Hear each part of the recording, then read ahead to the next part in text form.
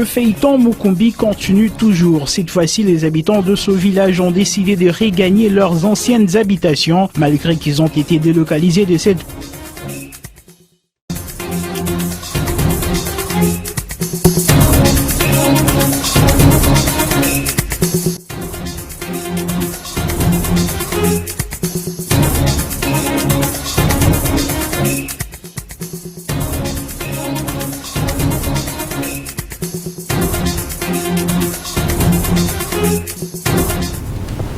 Il est l'heure de vous informer, mesdames, messieurs. Bienvenue à cette édition du journal Sowango Radio et Télévision. Ouvrons ce journal par cette information en société. En effet, les ex-habitants du village Mukumbi qui s'est trouvé à 10 km de la route Tchouelo ont fait détour de leur ancien village ce vendredi 3 septembre 2020, délocalisé depuis 2016 par Chemaf sans être indemnisé. Cela serait la base de leur mécontentement.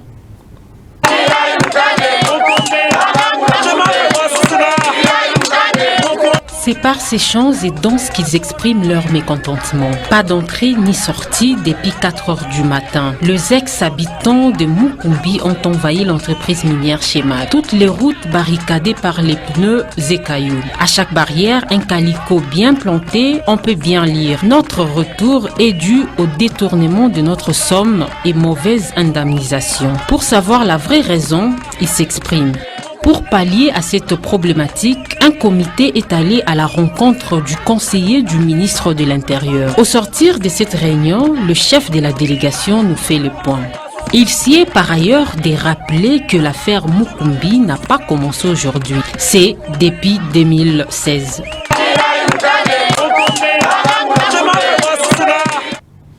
L'équipe d'assainissement de la commune de Manika déplore le comportement qu'affichent certains habitants de la cité Manika malgré les multiples efforts fournis pour rendre propre cette commune. Patient Kabamba. Dans les soucis de rendre propre la commune de Manika, l'autorité communale a initié quelques travaux d'assainissement de son entité. Malheureusement, malgré les multiples efforts qu'il fournit, une frange de la population parvient à saboter ses actions, chose que déplorent les chargés d'assainissement de la commune de Manika. Aujourd'hui, tout ce que nous menons comme action d'assainissement de la commune de Manika, certes que la population nous félicite, mais c'est seulement à la bouche, parce que cette dernière ne nous permet pas à bien faire notre travail, surtout les mamans. Aujourd'hui, on voit les pampers jetés presque sur tous les 4 coins de la ville de Colosie. Et pourtant, ce sont eux qui devaient être les gardiens des temples. Également, on s'est rendu compte que depuis la reprise des cours, surtout à la place Alitens, on y trouve plusieurs sortes de bouteilles. Et pourtant, avant la reprise des cours, ces saletés, il n'y en avait pas. Pour pallier au problème d'insalubrité dans cette partie de la province, Magui Karom, bourgmestre adjoint de la commune de Manika, propose une voie de sortie. Elle dit, notre population n'a pas encore compris jusqu'à ces jours. Si vous avez des saletés dans votre parcelle, le mieux serait peut-être de les mettre dans un sac et lorsque le camion d'assainissement pourra passer sur votre avenue, il va prendre ça et aller jeter ça au dépotoir au lieu de faire ce que vous êtes en train de faire en exposant vos amis aux différentes maladies. La commune de Manika a toujours enregistré plusieurs cas de choléra pendant la saison pluvieuse, d'où l'assainissement du milieu est une importance capitale. Le ministre national de l'énergie, Eustache Mubembe, a effectué ce jeudi 3 septembre 2020 une visite d'évaluation de travaux de construction du barrage hydroélectrique de Boussanga dans la province du Lualaba. Reportage. Le projet Boussanga reste parmi le projet le plus important du gouvernement national, mais aussi provincial, car il n'y a pas de développement de l'industrie minière, ni de la population sans énergie. En séjour dans la province du Lualaba, le ministre d'État et ministre des Ressources hydrauliques et de l'énergie, Eustache Mouanzi, accompagné du gouverneur de province Richard Mouyej et de quelques membres du gouvernement provincial du Lualaba, du directeur général de la SNEL et du président du conseil d'administration de l'agence de l'électrification en milieu rural, s'est rendu dans les installations hydroélectriques de Boussanga. Une fois arrivé sur place, le ministre national de l'énergie Eustache Mouanzi était plus que satisfait des réalisations et a félicité l'équipe à pied d'œuvre. J'ai eu l'occasion, avec toute la forte délégation qui m'accompagne, de palper de doigts l'œuvre grandiose que vous faites. J'encourage, je vous félicite. Tous les rapports que nous recevons au quotidien sur papier, nous l'avons vécu de visu. Nous avons été émerveillés par le projet gigantesque qui est Boussanga. Satisfait de l'état d'avancement de ce travaux, le ministre d'État n'a pas manqué de rappeler la portée de ce projet non seulement pour l'industrie minière, mais aussi pour la population de l'espace Grand Katanga. Lors de sa dernière sortie médiatique, Leila Zerougui, chef de la MONUSCO en RDC, a proposé au gouvernement congolais à ne plus insérer les rebelles dans l'armée. Pour Sylvain Kantolomba, l'heure n'est plus à la MONUSCO de donner des leçons à la RDC. On l'écoute au micro de Patient Kabamba. Je pense que l'histoire de notre pays est claire par rapport à l'implication ou à l'inefficacité de la MONUSCO. Depuis le MONUC jusqu'à MONUSCO, nous savons tous que cette structure n'a pas été très efficace au niveau où nous l'attendions. Vous vous rappellerez que le chef de l'État sortant, Joseph Kabila Kabange, avait même demandé du haut de la tribune des Nations Unies les retraits des troupes de la MONUSCO. Vous vous rappellerez également que la population avait manifesté pour demander le départ de la MONUSCO suite à son incapacité à contribuer à l'éradication, n'est-ce pas, de ces groupes rebelles ou des groupes négatifs qui écument l'Est de la République démocratique du Congo. Aujourd'hui, pour elle, en tant que numéro 1 de la MONUSCO, dire cela m'étonnerait, ou c'est pratiquement un aveu de chèque. On se demanderait alors quel est leur rôle aux côtés de forces armées de la République démocratique du Congo. Cependant, il faut que l'on puisse préciser certaines choses. Nous sommes un pays indépendant et nous sommes libres de prendre des résolutions, de prendre des dispositions et d'approches spécifiques pour résoudre les conflits dans notre pays. Le commissariat de l'entrepreneuriat de jeunes et émergence de la classe moyenne organise ce dimanche 6 septembre 2020 un colloque avec les jeunes leaders de la province du Lualaba. Ça sera dans la salle de réunion du ministère de l'Intérieur. On écoute Lydia Kapapa dans cet extrait choisi pour vous par Francine Chansar. Jeunes de la province du Lualaba. Mon commissariat qui est en charge de l'entrepreneuriat des jeunes et émergence de la classe moyenne, votre commissariat, organise un colloque d'échange.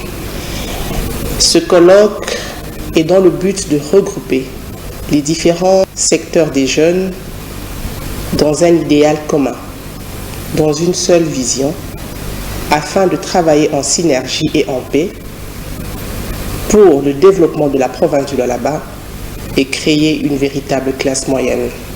Nous invitons les différents leaders des partis politiques, les mouvements citoyens, les différents entrepreneurs, les étudiants et toutes tendances confondues.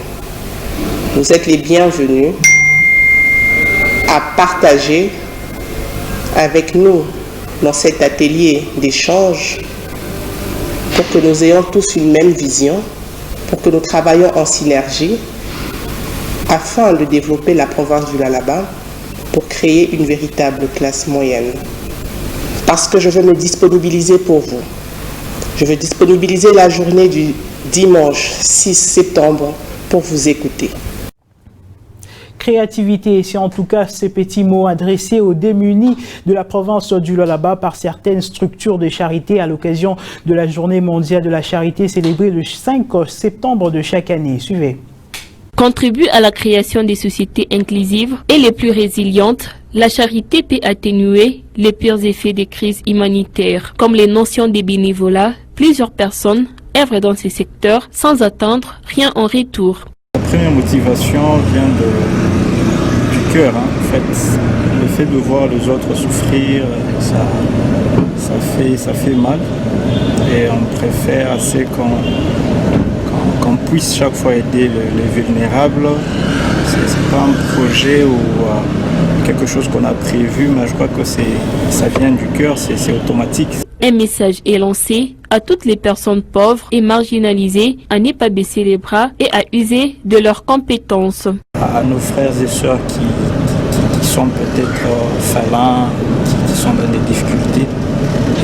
Ils doivent aussi apprendre à encourager les autres ou les gens qui s'organisent pour leur venir en aide.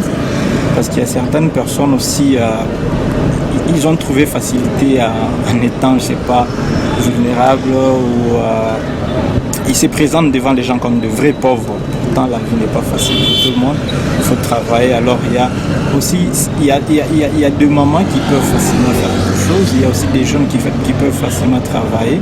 La journée internationale de la charité était instaurée dans le but de sensibiliser et mobiliser les individus, les ONG et l'Assemblée pour aider les autres à travers des activités bénévoles et philanthropiques.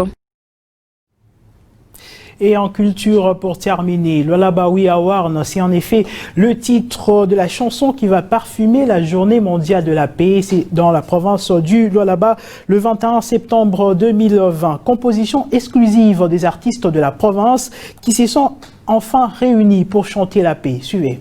My whole life, I've got a dream.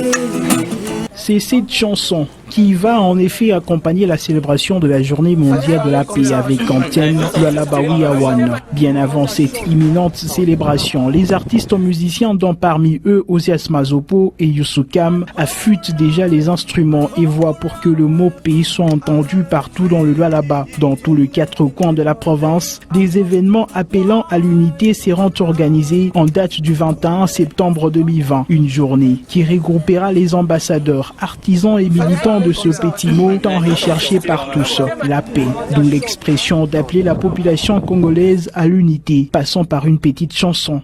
Africa we are one, Congo we are one, Lualaba we are one, Lelelili, Kolwezi we are one, Mbashi we are one, Congo we are one. Selon les statistiques, plus de 5 enfants sont tués à l'est de la RDC. La célébration de la journée de la paix sera une occasion pour tout le monde de conjuguer les efforts dans la consolidation d'une nation unie.